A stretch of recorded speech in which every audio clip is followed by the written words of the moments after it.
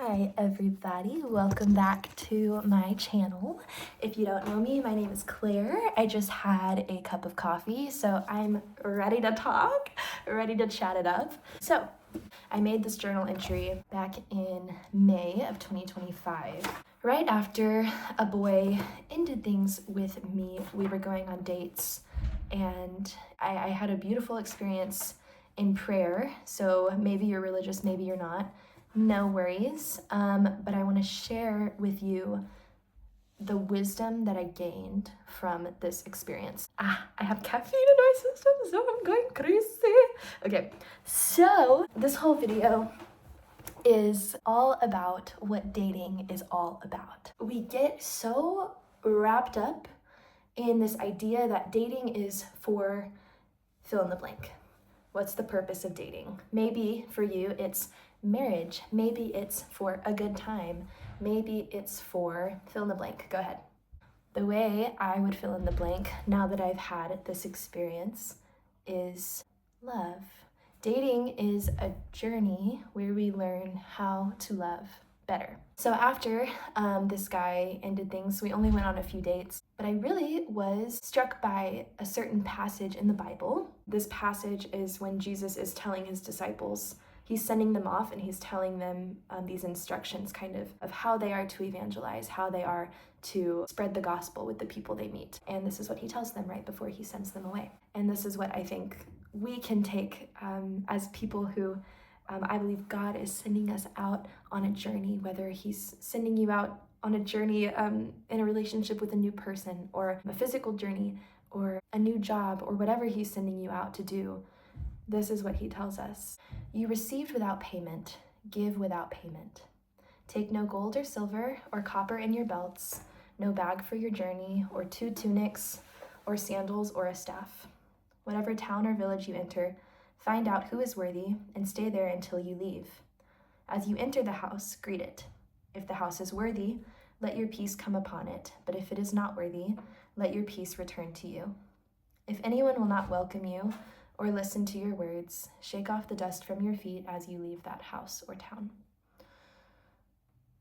So, this passage is just very beautiful because we can think about all of this and apply it to dating. Whether you're dating someone or not, or you're single, you've always been single, you have a crush on somebody, whatever, like this applies to your life. So the first part of this passage says, you received without payment, give without payment. Everything that we've been given, we didn't have to do anything for.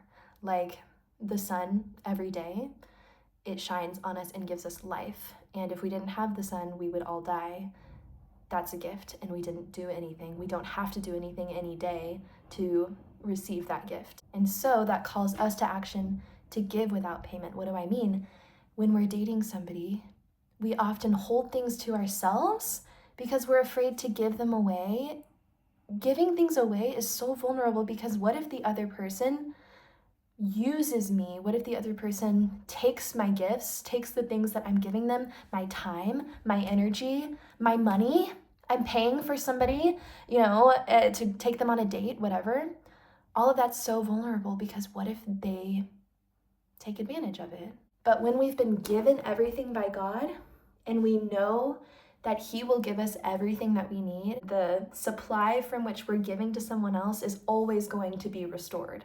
So we don't have to worry about, oh no, I'm gonna run out of, okay, this is an analogy, but like, I'm gonna run out of food. So I'm in this scarcity mindset, like, okay, I need to keep everything to myself so that I don't run out of food and I don't end up hungry. So I'm not gonna give to other people. This applies to any part of our life, not just dating, not just marriage. But when I believe that everything I've been given is a gift and everything I've been given is given to me because I'm loved, I can then love someone else very freely because I'm not worried about not having enough. Second thing, take no gold or silver or copper in your belts, no bag for your journey, or 2 tunics or sandals or a staff.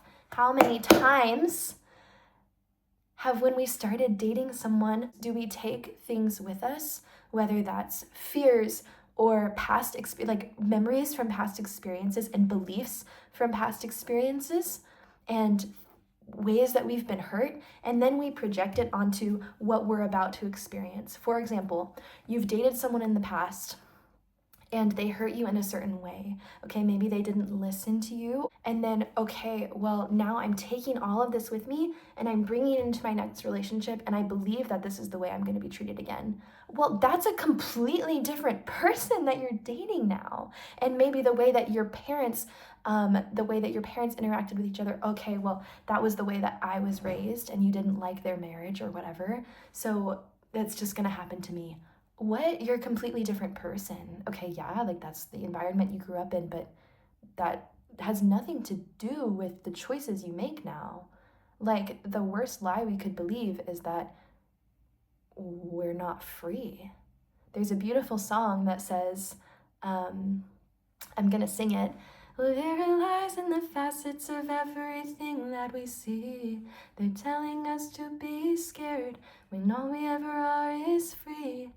I'm letting go of the things that don't serve me no more, 'cause I am holy and sacred and righteous and true, and I deserve to be here, and so do you. Okay? So there are lies in the facets of everything that we see. They're telling us to be scared when all we ever are is free. Okay? That's like the worst lie we could ever believe. I don't know if it's the worst, but it's it's up there. It's bad. To be scared, like, you need to be scared to protect yourself. What? Like, we always believe, at least I do, that our fears will protect us. Okay, so you bring these fears into your next relationship because you're like, okay, well, if I hold on, take no gold, okay, I'm taking my gold, or silver, taking my silver, or copper in your belts, taking my copper, no bag for your journey, I'm taking my bags, or 2 tunics, or sandals, or a staff, I'm taking all this stuff. Because if I take this stuff with me, of course you want to take a bag on your journey, because what if I freaking run out of food? Like, yeah, I'm going to take that so that in case I get hungry, I can eat from my bag. But wait, we receive without payment. God will give us everything that we need. But why do we take this stuff with us? Because we want to protect ourselves. Of course, it's a natural human thing. We want to protect ourselves from the things we've experienced in the past. But we're forgetting that it's not our fears that protect us. If anything, our fears harm us way more than anything else does. Our fear harms us much more than hunger does. Our fears harm us much more than any other person could. Why? I don't know. But when we take all this stuff with us, we're giving God no space to surprise us. We're giving God no space to take care of us. And when God takes care of us, we have everything that we need. Honestly, a lot of the worst experiences of my life, yeah, okay, heartbreak is not fun at all, and it's a horrible experience. If you've ever experienced heartbreak, whether it's, from a relationship or from someone you love dying or anything, it's unbelievable, it's unfathomably hard.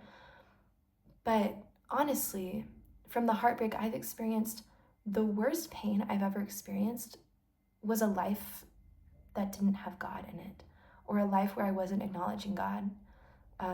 I've been through many breakups, and the worst pain I ever felt was when I was actively in a relationship where I wasn't praying every day, and I wasn't in tune with my emotions. I wasn't in tune with my heart and what my heart really wanted. The worst pain I ever experienced was not trusting God, was taking all of these things with me and never giving God the space to surprise me, to show up for me, to save me. Okay? So trying to save myself is so much more painful than trusting God to save you, because if you make an act of trust like that, he'll never let you down.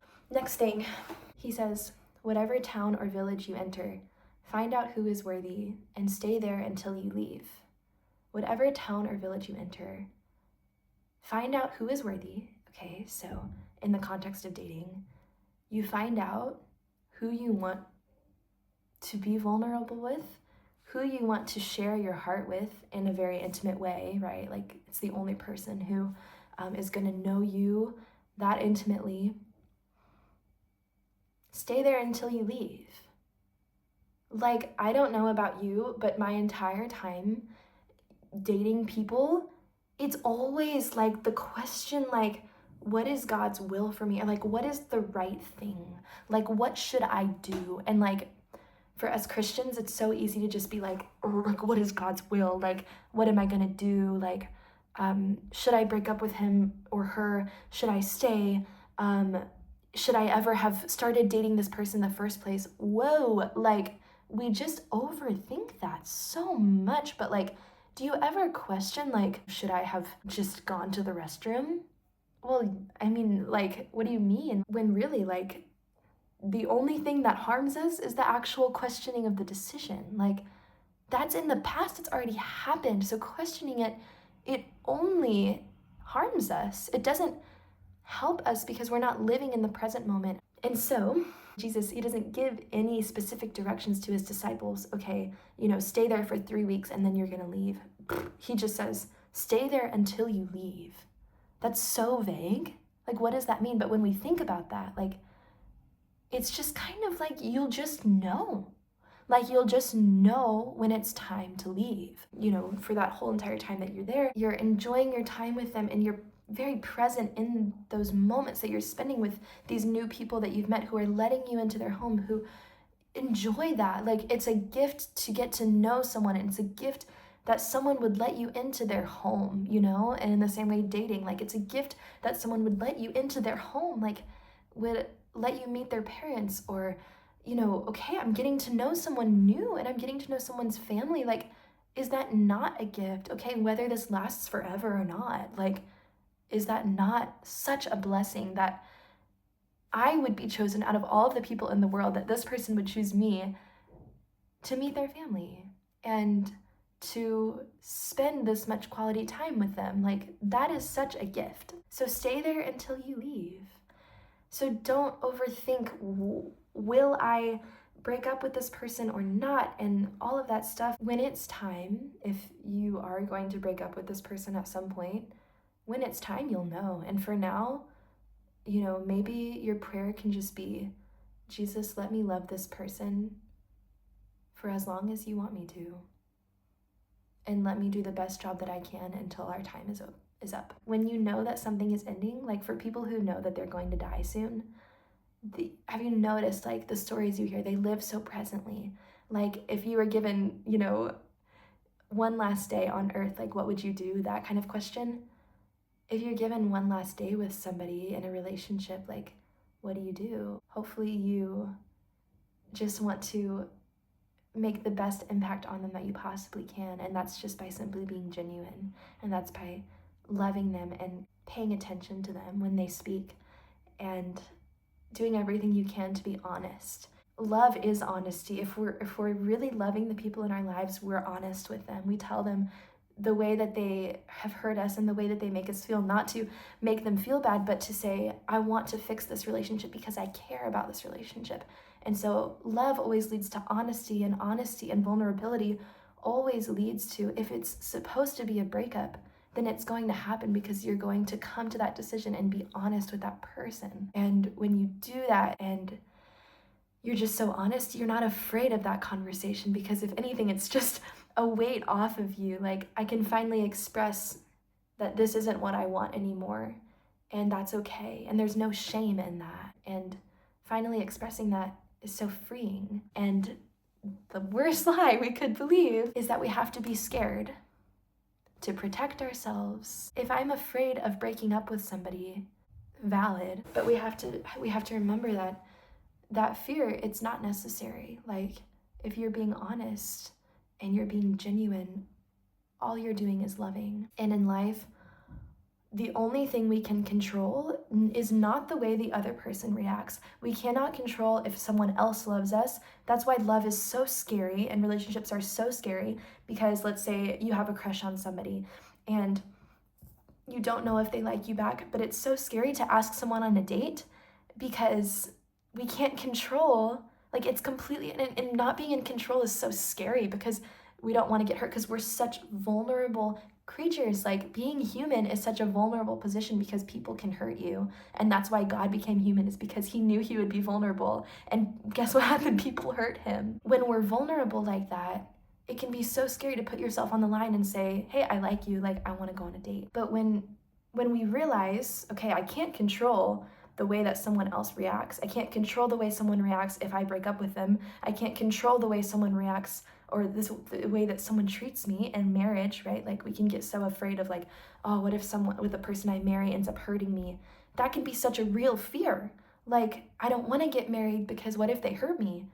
Yeah, but you can't control if they hurt you or not. Like, the best thing you can do is marry someone who hasn't hurt you and gives no signs that they're going to hurt you. But yeah, like, you can't control the way someone will treat you. And this goes for friendships and family and anything. But what you can control is if you love others, is the way you treat others. And so when you have a crush on somebody, it can be so painful because you just feel like I have these feelings of love and admiration for this person. And thank God it's not like you're ruminating on hatred for someone, or you're ruminating on, oh, I just despise and loathe this person. Like, praise God, I can't stop thinking about how much I like this person. Like, that's a gift in and of itself, to appreciate someone's beauty and how good they are.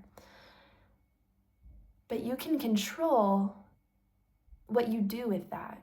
We can control, I'm going to pray for that person. And God does wonders when you pray for someone you have a crush on. All of the stuff that you give to God, like telling him how much you like that person, that person's going to be a saint. I really believe that because of all the prayers that you offer for someone that you have a crush on. That's what we can control. We can't control if the other person's going to like us back. We can't. We just can't.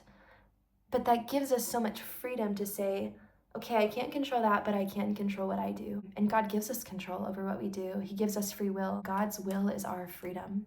Like, God's will, there's no right or wrong. Should I break up with this person? Should I not? Like, what's the right answer? There is none, because if there was, you would know it. If it was, then it would be written in the law, like, of God. Like, we don't know that. But what we do know is that when we live in the present moment, Jesus is giving us free will. Why does he give us free will? Because he loves us. Why does hell exist? This is creds to Christopher West. He's a Catholic speaker. I love him. Why does hell exist? Because God is love. If God wasn't love, he wouldn't give us the choice of whether or not to love him back. So we would just be forced to love him, and then it would only be heaven because everyone chooses to love God, so everyone goes to heaven. But hell exists because he wants to give us a choice, life with God or life without God, okay? And life without God ends up looking like hell because God is love. And an absence of love looks like that. And if that's what you choose, then that's what you choose. And he respects it. He respects your freedoms that much. He respects your freedom that much that he gave us a choice to love him or not. That's why hell exists. And so in the same way, when you're deciding, do I date this person, do I not? Or do I break up with this person, do I not? Do I marry this person, do I not? He didn't tell you. And he doesn't tell the disciples when to leave that house. Stay there until you leave. He trusts his disciples to leave at an appropriate time. And he trusts you as well. Like, you can make that decision. Like, you're a big girl, you're a big boy, you can do it. Like, and whatever decision you make, because there's no right or wrong, whatever you feel in your heart, he genuinely just wants what you want. What do you want? Like, do you want to be dating that person? Like, genuinely, do you like them? Do you like spending time with them? Do you feel like yourself? If you do, then by all means, like, there's no right or wrong. It's genuinely what you want.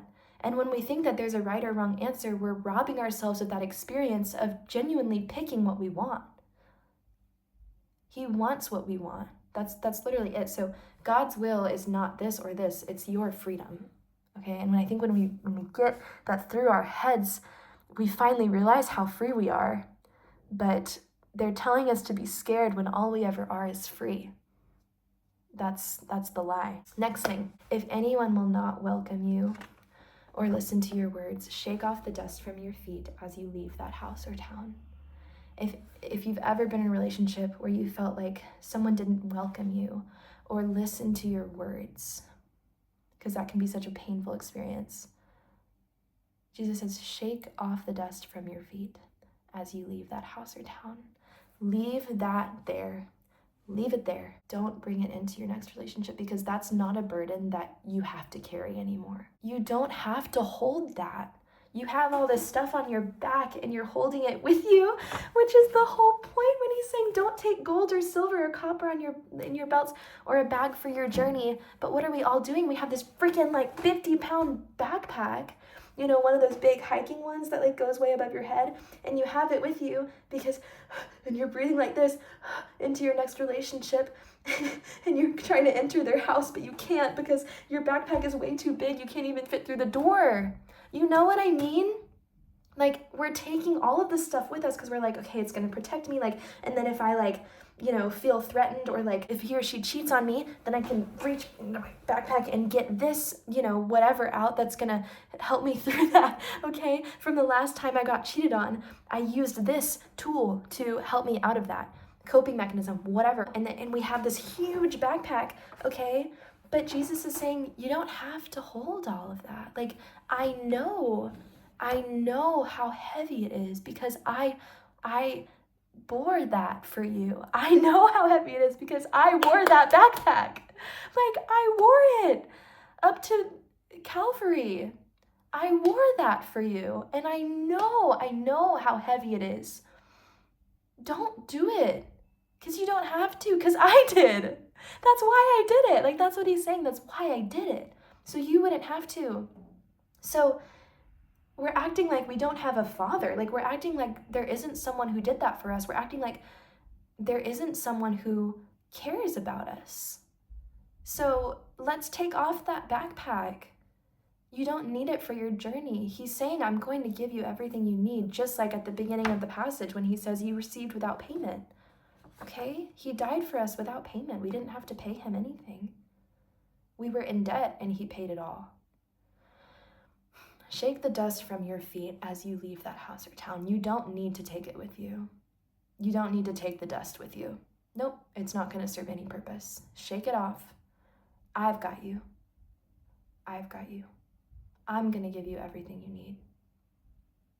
Be not afraid. So that's all I have to share with you, but I wish you all a lovely day, a lovely night whenever you're watching this. And let's get out there and have a journey. Love you guys lots, and I'll catch you on the flip side.